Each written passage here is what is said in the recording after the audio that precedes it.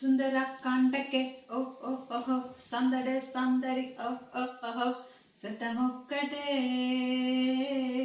నా రివ్యూ మీకేసమే. ఇప్పటికి మీకు అర్థమై ఉంటుంది పాట ఎందుకు అని. ఈ పాట సుందరాకాండ సినిమా కోసం. సో ఈరోజు సుందరాకాండ సినిమా చూడడం జరిగింది. ముందుగా అది నచ్చిందా నచ్చలేదా, ఎంత పాయింట్స్ ఇస్తాం ఇవన్నీ పక్కన పెడితే, ముందు నచ్చిన విషయాలు చెప్తా, తర్వాత నచ్చని విషయాలు చెప్తా.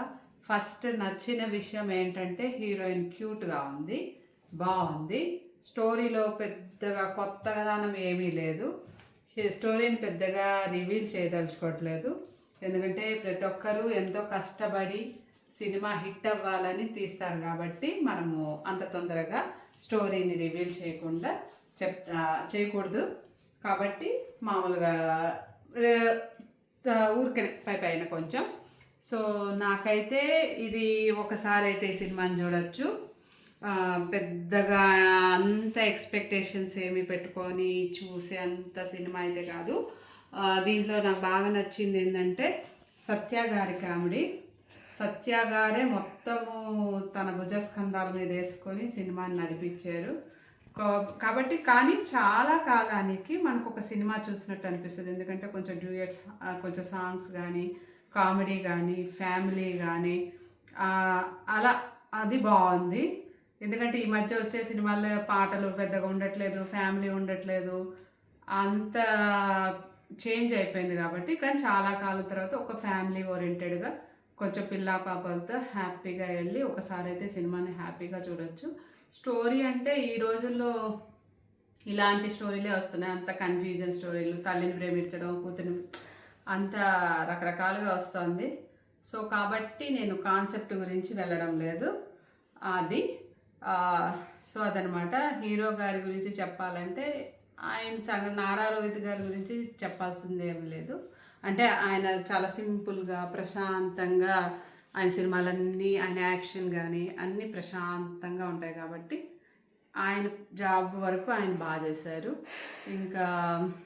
ఇంకా పెద్దగా చెప్పడానికంటే అంత పెద్దగా ఏమి లేదు.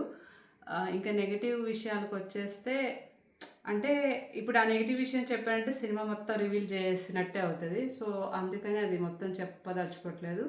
బట్ నాకు ఆ కాన్సెప్ట్ ఏదైతే ఉందో, దానిలో మెయిన్ కాన్సెప్ట్ ఏదైతే ఉందో అది నాకు అంత పెద్దగా ఏమీ ఎక్కలేదు. అది రియల్గా అంటే ఆ లవ్ స్టోరీ రియల్గా లేదు. రియల్గా వచ్చినా అది ఎక్కువ కాలం సస్టైన్ అవ్వదు.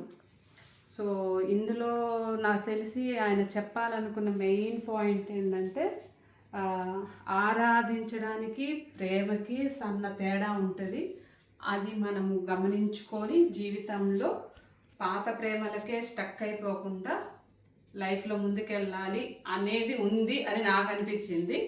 సో టోటల్గా తీసుకుంటే సినిమా అంత పెద్దగా సూపర్ ఏం కాదు, బట్ కామెడీగా, ఫ్యామిలీ ఓరియంటెడ్గా మీరు హ్యాపీగా ఒకరోజు స్పెండ్ చేయొచ్చు మంచిగా అనుకుంటే మాత్రం హ్యాపీగా ఒకసారి అయితే సినిమాని తప్పకుండా చూడొచ్చు కాబట్టి. కానీ చాలా నీట్గా ఉంది, ఏ వల్గారిటీ లేదు.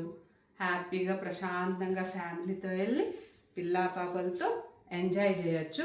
స్టోరీని మరీ డీప్గా వెళ్ళిపోకండి, స్టోరీ అంత పెద్దగా అంత ఏం లేదు.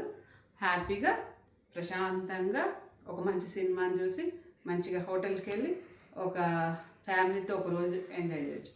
సో మొత్తానికైతే ఈ సినిమాకి నేను అవుట్ ఆఫ్ 5కి 2.5 ఇస్తాను. అదనమాట నా రివ్యూ. నా రివ్యూ కనుక నచ్చినైతే please like, share, subscribe. Thank you.